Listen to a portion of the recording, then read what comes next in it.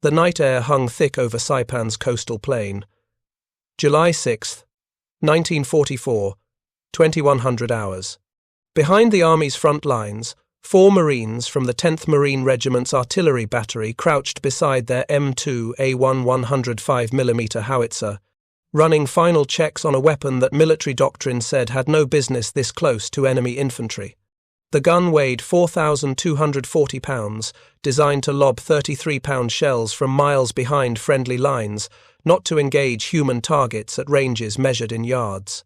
Its rate of fire, 2 to 4 rounds per minute sustained, was glacially slow compared to machine guns that could spit out hundreds of rounds in the same timeframe. Every artillery manual, every field regulation, every training exercise had drilled the same message into these gunners. The 105mm howitzer was too slow, too cumbersome, too specialized for direct fire combat against massed infantry. In less than 7 hours, that doctrine would be proven catastrophically wrong. 4 Marines, 1 crew-served weapon, and over 3,000 screaming Japanese soldiers charging through the darkness. The gun that wasn't supposed to work at close range was about to write the bloodiest page in artillery history. The M2, a 105mm howitzer, had entered American service in 1941, the product of 2 decades of development that began when Army ordnance officers studied captured German artillery pieces after the Great War. John Moses Browning, the legendary firearms designer who had revolutionized American small arms, had died in 1926 without seeing his machine gun designs paired with modern field artillery. But his philosophy, reliability through robust engineering and sustained firepower through mechanical precision, had influenced the generation of designers who created the weapon now positioned behind Saipan's embattled front lines. The howitzer's specifications told a story of compromise between firepower and mobility. The gun fired a 33-pound high-explosive shell to a maximum range of 12,205 yards, over 7 miles in favorable conditions. Its interrupted screw breech allowed for rapid loading by trained crews, while its split trail carriage provided stability during firing and mobility when towed by truck or tracked vehicle. The weapon's 45-degree maximum elevation gave it the high-angle trajectory necessary for indirect fire, dropping shells behind hills and into fortifications that direct-fire weapons could not reach. Yet these same features that made the 105mm effective at range created limitations that conventional doctrine considered insurmountable at close quarters.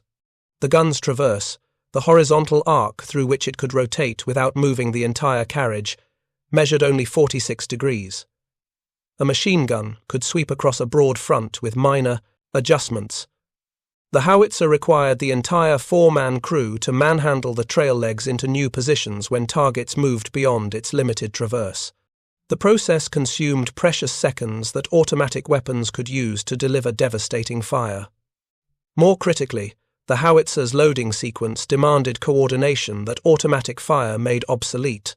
One man operated the breech mechanism, another positioned the shell, a third adjusted the powder charge, while the gunner aligned the sights and fired. 4 distinct human actions, where a machine gunner required only one: squeeze the trigger. Military planners had recognized these limitations during the weapon's development. The 105mm was never intended to engage infantry at visual range. Its role was indirect fire support, receiving coordinates from forward observers, and dropping shells on enemy positions that friendly troops could not see. The weapon excelled at this mission, providing responsive fires that could disrupt enemy concentrations and destroy fortifications with relative precision. The Pacific Theater had reinforced these tactical assumptions through 3 years of brutal island warfare. From Guadalcanal to Tarawa, from the Marshalls to the Marianas, Marine artillery batteries had operated from positions well behind the infantry, firing calculated missions against coordinates transmitted by radio. The Japanese had adapted their defensive tactics accordingly, constructing elaborate cave systems and reinforced positions that could withstand sustained artillery bombardment. They had learned to shelter during barrages and emerged to engage American infantry during the vulnerable moments when artillery fire shifted or ceased. The result was a deadly calculus that governed every amphibious assault. Artillery could suppress but not eliminate Japanese defenses. Infantry had to close with and destroy enemy positions through direct assault, accepting casualties that artillery preparation could reduce but never prevent. The Howitzer's slow rate of fire and ponderous aiming process made it irrelevant once combat devolved into the close-quarters chaos that characterized Pacific Island fighting. If you're enjoying this deep dive into the story, hit the subscribe button and let us know in the comments from where in the world you are watching from today. The Marines of the 10th Regiment who manned Saipan's artillery batteries understood these tactical realities through painful experience. The regiment had formed in 1940, drawing personnel from across the Marine Corps to create specialized artillery units that would support amphibious operations throughout the Pacific. Their training had emphasized indirect fire techniques, the complex mathematics of trajectory calculation, wind correction, and propellant adjustment that allowed shells to arc over obstacles and strike targets beyond visual range.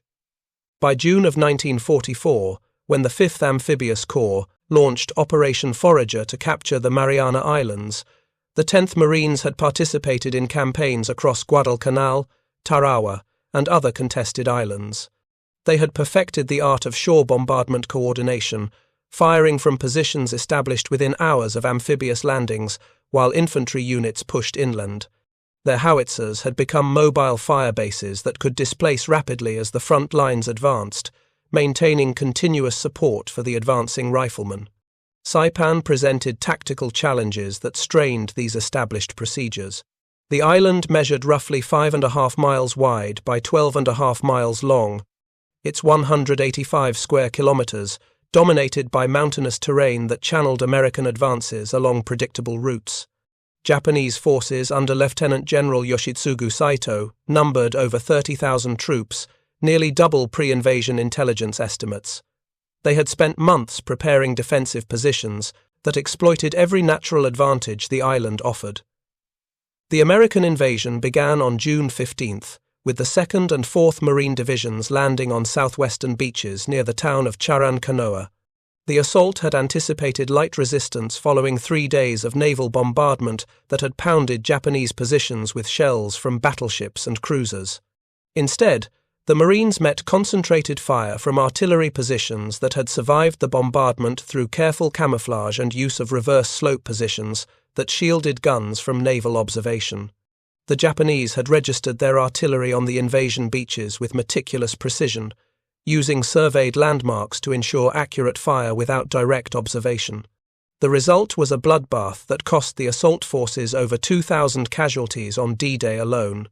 Marine battalions that landed expecting to push rapidly inland found themselves pinned on narrow beachheads, fighting for every yard against an enemy that had prepared for exactly this battle.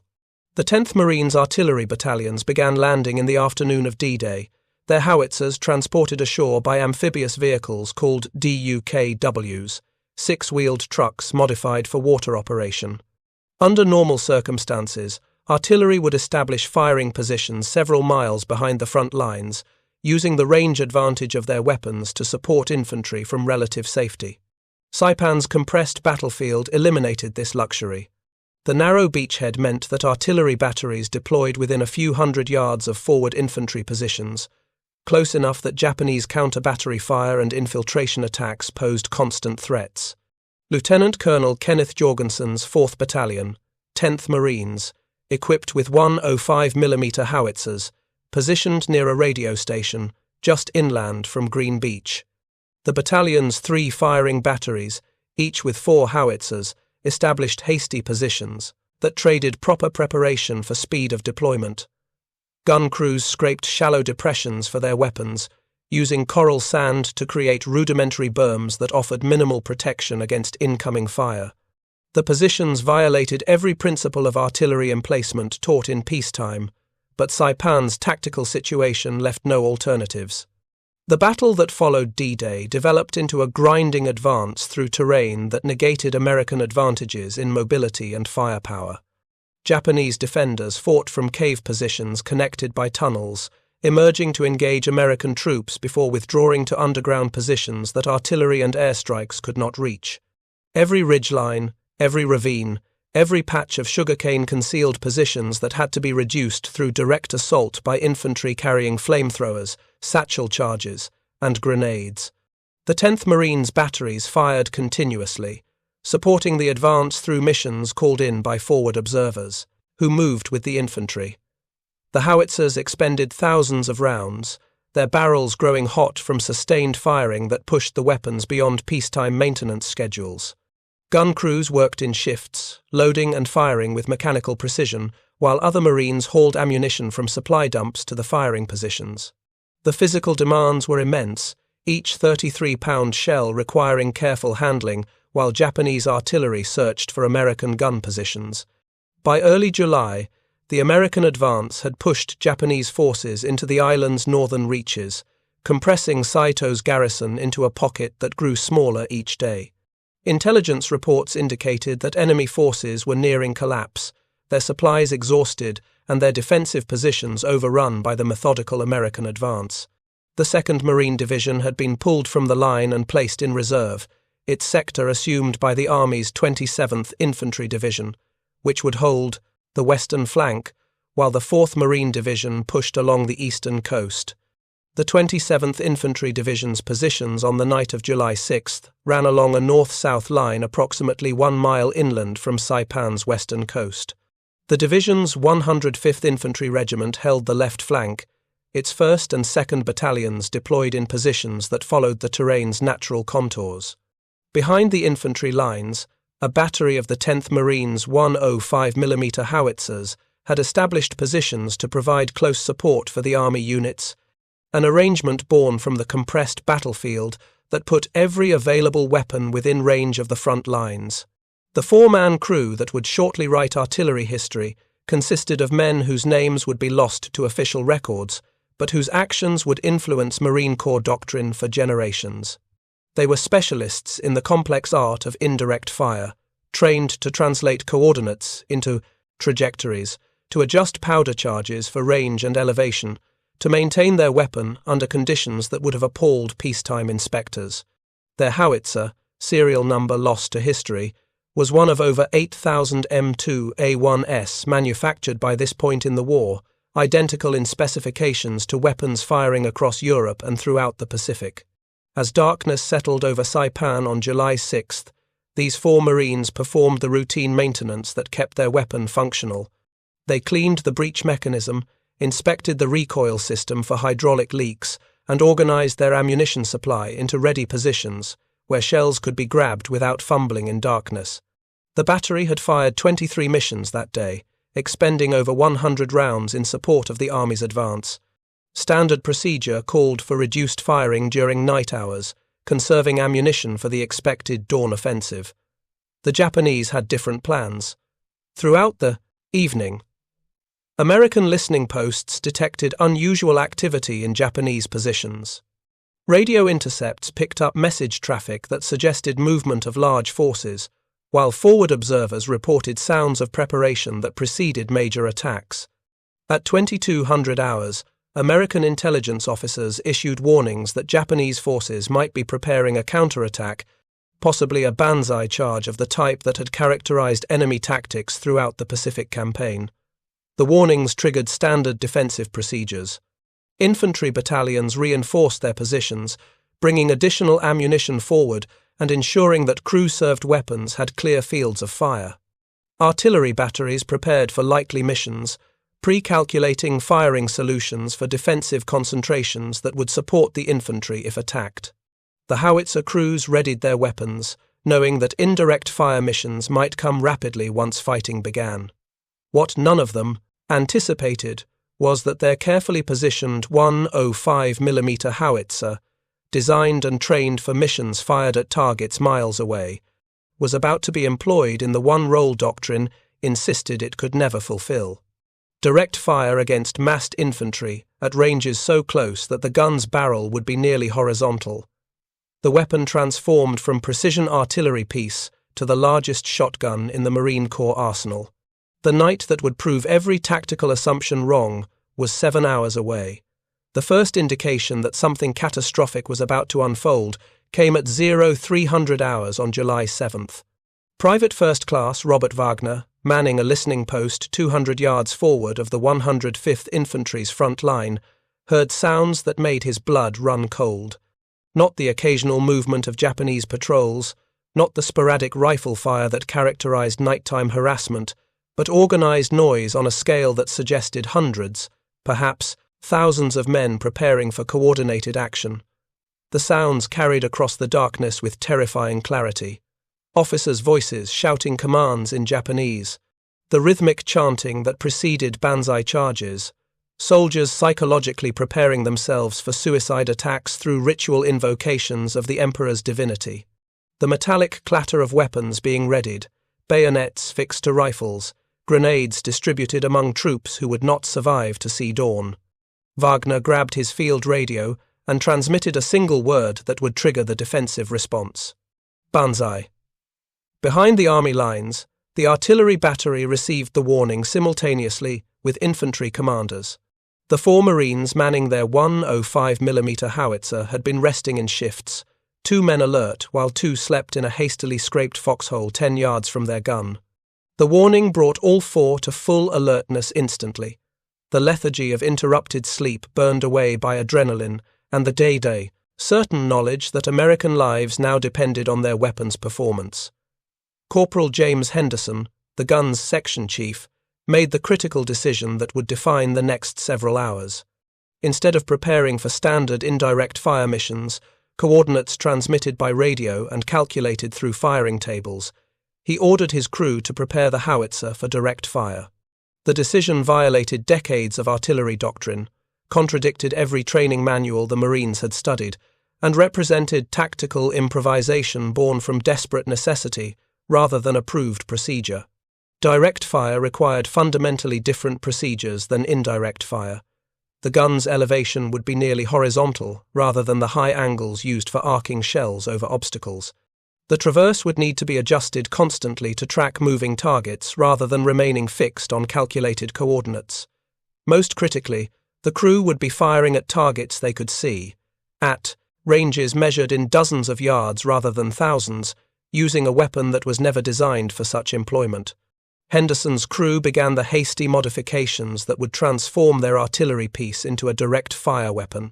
They lowered the barrel to minimum elevation, barely 5 degrees above horizontal, a position the gun's designers had intended only for transport. They ensured the recoil mechanism was properly charged, knowing that the howitzer would be firing more rapidly than its design specifications anticipated. They stacked ammunition within arm's reach, eliminating the careful organization used for indirect fire in favor of speed of access. At 0400 hours, the preparatory bombardment began. Japanese artillery, mostly 75mm guns and 105mm howitzers that had remained hidden throughout the campaign, opened fire on American positions with intensity that suggested this was truly a final effort. The 105th Infantry's positions, seeking to disrupt defensive preparations and create gaps that the following infantry assault could exploit. The barrage lasted 30 minutes, long enough to cause casualties, but too brief to achieve the systematic destruction that effective counter-battery fire required. The Marine Howitzer Battery received its first mission at 0415, even as Japanese shells continued to fall across the battlefield. Forward observers called for fires on suspected enemy assembly areas, coordinates transmitted with the urgent brevity that characterized combat communications. Henderson's crew joined the other guns in the battery, firing calculated missions into the darkness while Japanese artillery searched for their muzzle flashes. The exchange was brutally direct, gun crews on both sides attempting to destroy each other through indirect fire, while infantry on both sides prepared for the slaughter to come. At 0445, the Japanese infantry began their assault. Not in coordinated waves as tactical doctrine suggested, not with fire and maneuver as military academies taught, but as a human tsunami that crashed against American positions with the force of religious fanaticism channeled into military action. Over 3,000 Japanese soldiers, many wounded but mobile, some armed with rifles and bayonets, others carrying only bamboo spears or sharpened sticks, screamed "Banzai" and charged directly toward positions held by the 105th Infantry's 1st and 2nd Battalions. The initial impact struck the seam between the two battalions, exactly where Japanese reconnaissance had identified the weakest point in American defenses. Within minutes, enemy soldiers penetrated the front line, overrunning positions through sheer numerical advantage that overwhelmed the defenders' firepower. American soldiers fell back, attempting to establish secondary defensive lines, while Japanese infantry pressed forward with suicidal determination. The situation deteriorated with horrifying speed. By 0500 hours, Japanese forces had advanced 300 yards beyond the original front line and showed no signs of stopping. The artillery battery's position lay directly in the path of this advance. Standard procedure called for artillery to displace when threatened by ground attack, to save the valuable weapons by withdrawing to safer positions from which they could continue supporting the battle. Henderson made a different calculation. His howitzer, positioned to provide indirect fire support, now found itself in a direct fire role for which it was never intended. The approaching enemy was visible in the pre-dawn darkness, backlit by burning vehicles and structures set ablaze during the initial assault. Henderson's order was simple and unprecedented. Load canister, prepare to fire direct. The statement represented tactical heresy. Canister rounds, essentially giant shotgun shells packed with metal balls, had been obsolete in modern warfare for decades. The 105mm howitzer didn't even carry canister ammunition in its standard load.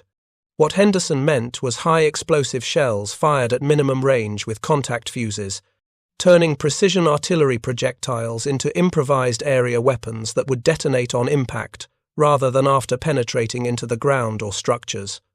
The crew began firing at 0510, with Japanese infantry approximately 150 yards from their position. The first round was aimed using the gun's sight, normally calibrated for indirect fire but now employed to aim directly at the mass of approaching enemy soldiers. The 33-pound shell left the barrel at 1,470 feet per second, crossing the distance to its target in a fraction of a second, before detonating in an explosion that killed or wounded every Japanese soldier within a 20-yard radius. The psychological impact on both sides was immediate and profound. Japanese soldiers, expecting to face rifle and machine gun fire, encountered explosive force on a scale they had not anticipated. The attacking formation wavered as men attempted to comprehend what weapon could deliver such devastating firepower. American soldiers, watching from defensive positions, saw enemy troops disappear in flashes of explosive light that turned night into day for brief seconds. Henderson's crew settled into a firing rhythm that pushed their weapon beyond design specifications. Load shell, close breach, aim, fire, repeat. The cycle took approximately 18 seconds for the first few rounds, then accelerated as muscle memory and desperate urgency eliminated wasted motion. 20 seconds per round became 15, then 12 as the crew achieved a firing rate that peacetime training had never demanded. The ammunition consumption was staggering by artillery standards. Each shell represented a precisely machined munition intended for use against fortifications or area targets at range. Henderson's crew was expending them at rates normally associated with machine guns, not howitzers. But the tactical calculus had changed fundamentally. The alternative to rapid ammunition expenditure was being overrun by enemy infantry, after which ammunition conservation would become irrelevant. The howitzer's limited traverse became the crew's greatest challenge. The gun could rotate 46 degrees, barely sufficient to cover the frontage where Japanese troops were concentrated. As enemy soldiers attempted to flank the artillery position, Henderson's crew had to physically manhandle the trail legs, pivoting the entire weapon to bring the barrel to bear on new targets. The process required all 4 Marines pushing against the trail spades while under fire, exposed to enemy soldiers who were now close enough that individual faces were visible in the muzzle flashes. If you find this story engaging, please take a moment to subscribe and enable notifications. It helps us continue producing in-depth content like this. The Japanese kept coming, not because they were winning, but because their attack had no provision for retreat. General Saito's order had been explicit: All forces would attack until victory was achieved, or all attackers were dead. The result was wave after wave of soldiers charging into fire that grew more concentrated as American machine guns, mortars, and artillery established interlocking fields that should have stopped any human assault. Henderson's crew fired their 20th round at 05:35, 41 minutes into the engagement. By this point, the gun's barrel was hot enough that bare skin would blister on contact. The recoil mechanism, designed for sustained firing at calculated intervals, was being tested far beyond its engineering specifications. The crew's faces were blackened with powder residue, their hands blistered from handling hot shells, their hearing damaged by firing, without ear protection at rates the weapon's designers had never anticipated. The Japanese breakthrough achieved its deepest penetration at approximately 05:45, when enemy soldiers reached within 50 yards of the artillery position. At this range, the Howitzer's traverse limitations became critical. Henderson ordered his crew to abandon proper firing procedures and simply aim the weapon using visual alignment, dispensing with the sight entirely in favor of speed. The gun became a pointing weapon, its barrel aimed like a rifle at targets close enough that precision was unnecessary. The crew fired 3 rounds in rapid succession at 05:50, each shell detonating among Japanese soldiers who had closed to grenade-throwing range. The explosions created a momentary gap in the enemy advance, buying precious seconds for the crew to reload. But the respite was brief. More enemy soldiers appeared from the smoke and darkness, drawn toward the artillery position by the muzzle flashes that advertised its location with each shot. The crisis point arrived at 0600 hours. Henderson's crew had expended 32 rounds, more than double the ammunition load that doctrine allocated for sustained firing. Their ready ammunition was exhausted, requiring them to retrieve shells from storage positions 10 yards behind the gun. 2 Marines would have to leave the weapon to bring forward more ammunition, while the other 2 continued firing and managing the breach. The decision created a deadly vulnerability, reducing the effective crew by half while under direct assault. Private First Class Thomas Murphy volunteered for the ammunition run, sprinting toward the storage position, while Japanese rifle fire sought him in the pre-dawn gloom. He reached the ammunition cache, grabbed 2 33-pound shells, 1 under each arm, and began the return sprint toward his howitzer. A Japanese soldier emerged from the smoke, bayonet fixed, charging directly at Murphy. The Marine, unable to drop the shells and bring his sidearm to bear, simply kept running, trusting that his comrades at the gun would see the threat. They did. Henderson traversed the howitzer with desperate urgency, bringing the barrel to bear on a target that was now within 20 yards of the gun. Firing at this range violated every safety principle. The blast radius of the shell's detonation would threaten the gun crew itself. Henderson fired anyway, accepting risk to his own men to save Murphy's life. The shell detonated 15 yards from the howitzer, close enough that the crew felt the concussion and were peppered with debris, but far enough that the main explosive force directed away from their position. Murphy reached the gun, dropped the shells, and immediately turned to make another ammunition run. The action would be repeated 7 more times over the next hour. 2-man teams alternating between firing and ammunition resupply, while Japanese soldiers continued their assault. The physical demands were crushing. Each shell weighed 33 pounds, awkward to carry at a run, requiring both hands to manipulate into firing position. The Marines were lifting, running, loading, and firing in continuous cycles that would have exhausted fresh troops, and they were doing it on minimal sleep after 3 weeks of continuous combat on Saipan. The Japanese attack began to lose momentum around 0630 as casualties mounted beyond even the attackers' capacity to absorb. Over 1,000 Japanese soldiers lay dead or wounded in front of the 105th Infantry's positions, killed by the concentrated fire of machine guns, mortars, rifles, and the devastating direct fire from Henderson's howitzer. But the attack continued, driven by officers who would rather die than retreat, soldiers who believed death in battle was preferable to the shame of surrender. Henderson's crew fired their 50th round at 06:45, 2 hours and 35 minutes into the engagement. The gun's barrel was visibly glowing in the pre-dawn darkness, hot enough that the weapon was approaching mechanical failure.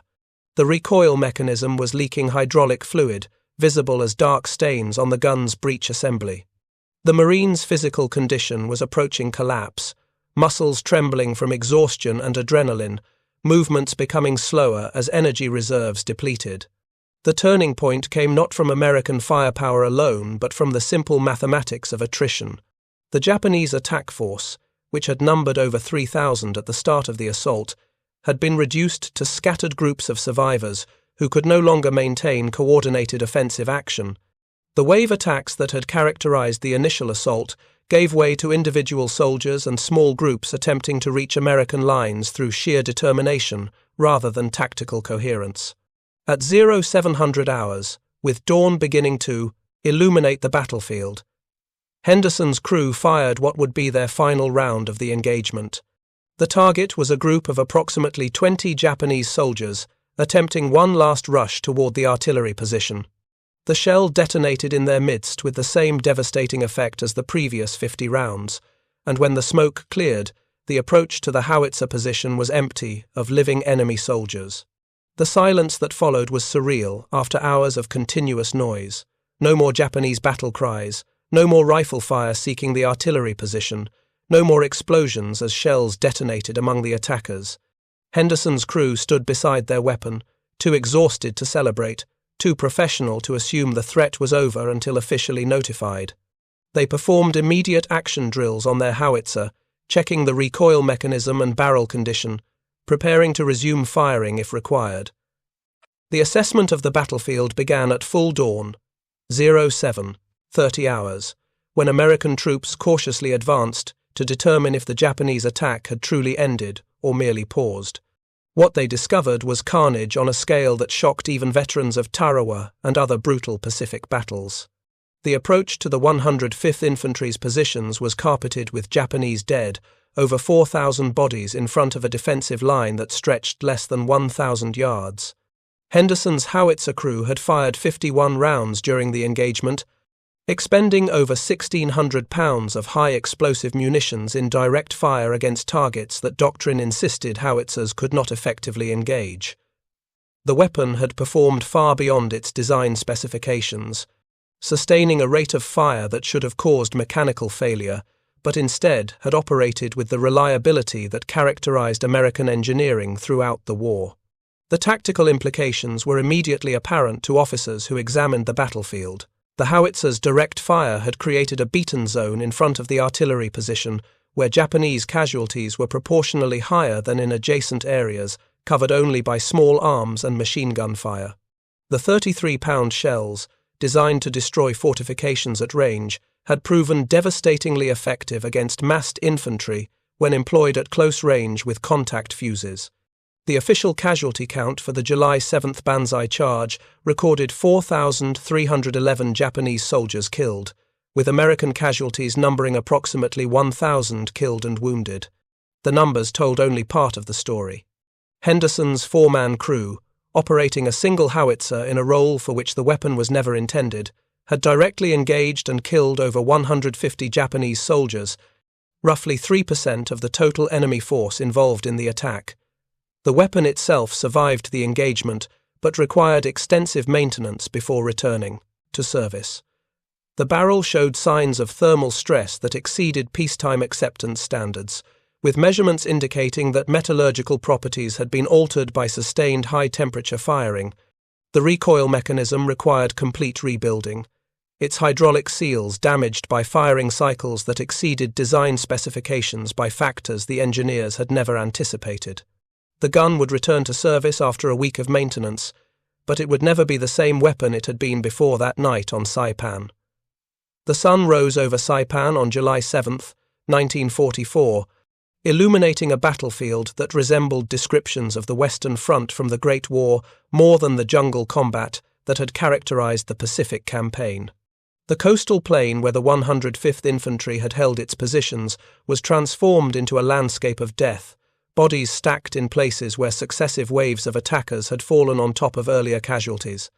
The smell of cordite mixed with the sickly sweet odor of death in the tropical heat, creating an atmosphere that would haunt survivors for decades. Henderson's Howitzer crew spent the first hours after the engagement in mechanical tasks that kept exhaustion and horror at bay. They cleaned their weapon with obsessive thoroughness, removing powder residue and carbon deposits that had accumulated during hours of sustained firing. They inventoried their remaining ammunition, counting shells that remained stacked in the storage position, calculating how close they had come to running completely dry.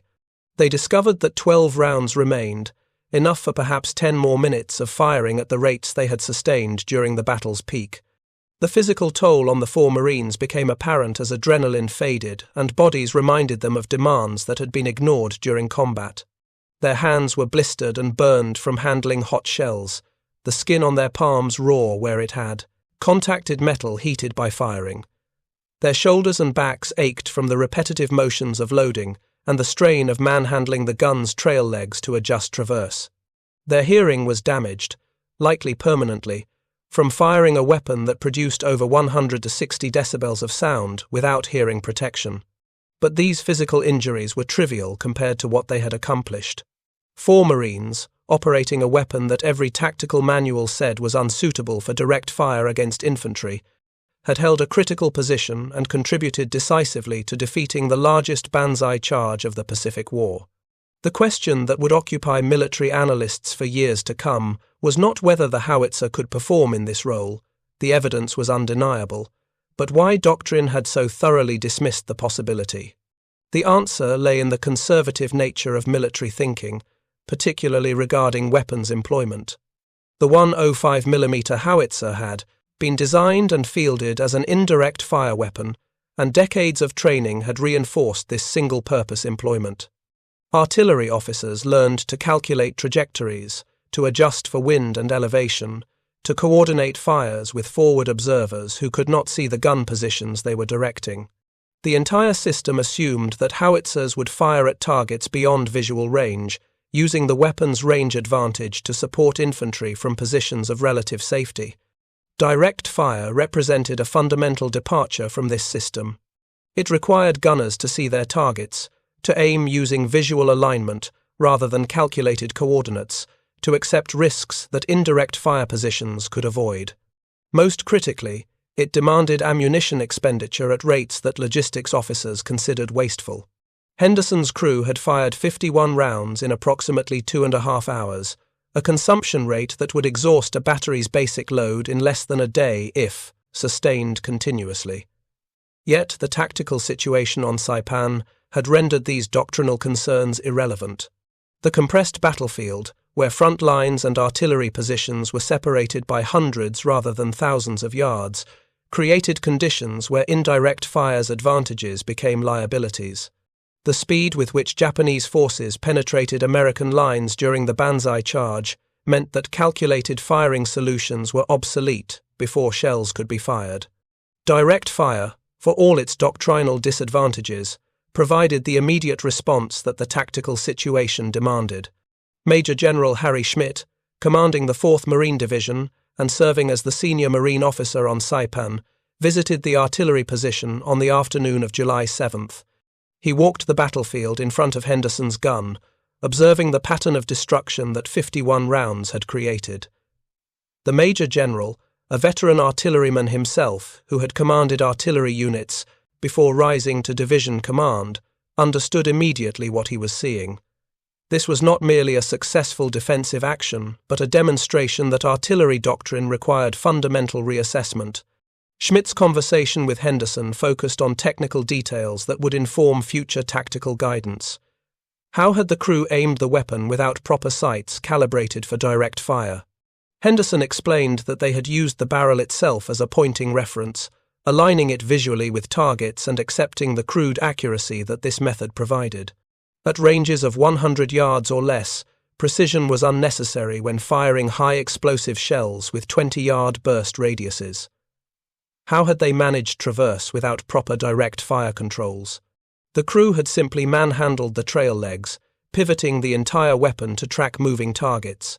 The physical labor was immense, but 4 Marines could accomplish what the gun's traverse mechanism could not. Most importantly, Schmidt asked about ammunition consumption and whether the crew had considered conserving rounds for potential follow-on engagements. Henderson's response was brutally direct. "Sir, if we hadn't fired every shell we could reach, there wouldn't have been any follow-on engagements. We'd have been overrun and the gun would belong to the Japanese." The statement encapsulated the tactical reality that doctrine had failed to address. Ammunition conservation assumed survival, but survival required expending ammunition at rates that peacetime planning considered unsustainable. The lessons from Saipan began filtering through Marine Corps training establishments within weeks of the battle. The 10th Marines' after-action reports described in detail how Henderson's crew had employed their Howitzer, providing technical specifications and tactical observations that would inform future artillery training. The Marine Corps schools at Quantico, Virginia, received copies of these reports and began developing training scenarios that incorporated direct fire techniques for artillery pieces. The changes manifested in multiple ways.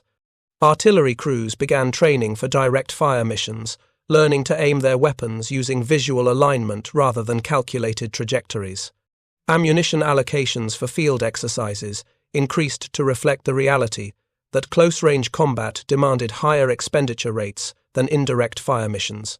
Most significantly, artillery doctrine began acknowledging that weapons systems could be employed effectively outside their primary design parameters when tactical necessity demanded innovation. The broader implications extended beyond the Marine Corps to influence American artillery practice throughout the remaining year of the Pacific War. On Peleliu in September of 1944, artillery crews employed direct fire techniques similar to Henderson's during Japanese counterattacks against the beachhead. On Iwo Jima in February of 1945, howitzer batteries positioned for close support engaged enemy positions at ranges where the guns' barrels were nearly horizontal. On Okinawa from April through June of 1945, artillery became an integral part of the close-range defensive system that contained Japanese infiltration attacks and banzai charges. The technical improvements followed tactical innovation. Ordnance officers developed simplified direct fire sights that could be mounted on howitzers, allowing crews to aim with greater precision than visual alignment provided. Traverse mechanisms were modified to allow faster horizontal movement, reducing the time required to shift fires between targets.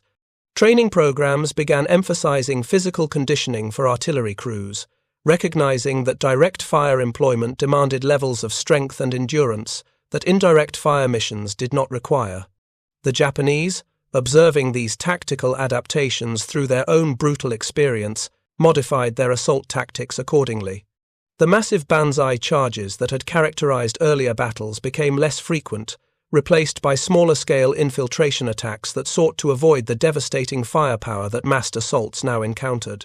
The change represented tacit acknowledgement that American forces had developed counter-tactics that made suicidal frontal assaults even more costly than they had been earlier in the war. Henderson's crew received no formal decorations for their action on July 7th. The Marine Corps recommendation system, overwhelmed by thousands of individual acts of heroism during the Saipan campaign, could not possibly document every action that might warrant recognition. The 4 Marines returned to routine artillery missions, supporting the final phases of the Saipan campaign and preparing for the next amphibious assault that would take them to Tinian and eventually to Iwo Jima. But within the artillery community, their action became legendary. Junior officers studying at artillery schools learned about the Saipan direct fire mission that had demonstrated howitzer effectiveness at close range. Gunnery sergeants training new artillery crews used Henderson's techniques as examples of tactical flexibility that could mean the difference between survival and destruction. The story spread through the informal networks that connected artillery units across the Marine Corps, becoming part of the institutional knowledge that defined professional competence. The weapon itself, howitzer serial number lost to history but actions recorded in after-action reports, returned to service after maintenance. It would fire thousands more rounds during the remaining 13 months of the Pacific War, supporting operations on Tinian, Iwo Jima, and Okinawa. But it would never again be employed in the role that had proven its versatility so dramatically. The tactical conditions that had forced Henderson's crew to use direct fire were not repeated, and the gun returned to its designed mission of indirect fire support. The broader legacy of July 7, 1944, extended beyond tactical innovations to influence American military culture in ways that would persist through subsequent conflicts.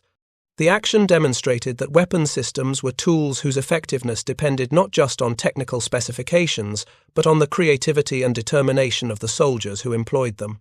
Doctrine provided guidelines, but tactical reality often demanded improvisation that contradicted established procedures.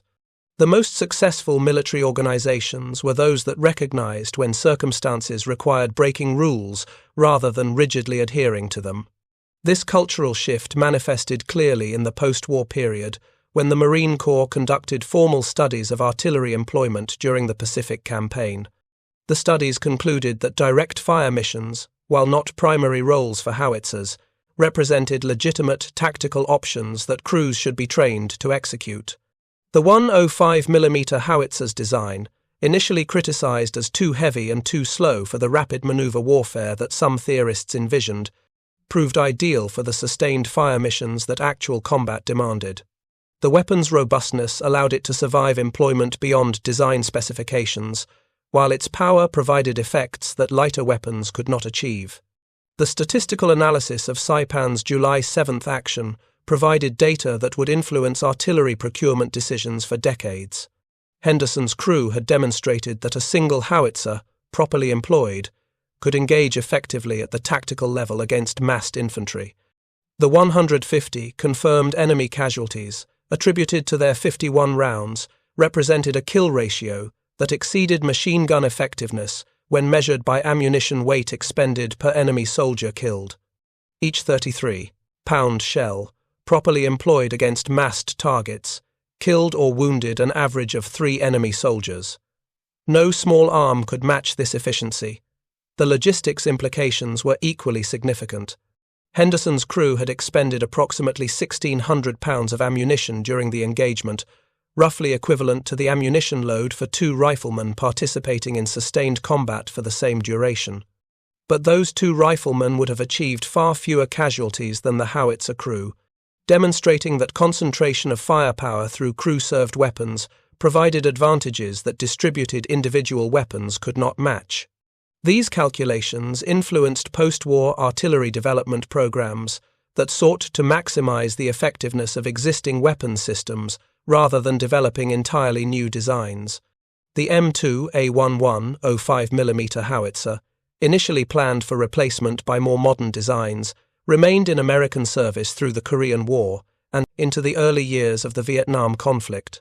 Its proven versatility, demonstrated at Saipan and refined through subsequent combat experience, made it more valuable than theoretical improvements that unproven weapons promised. Thank you for watching. For more detailed historical breakdowns, check out the other videos on your screen now, and don't forget to subscribe.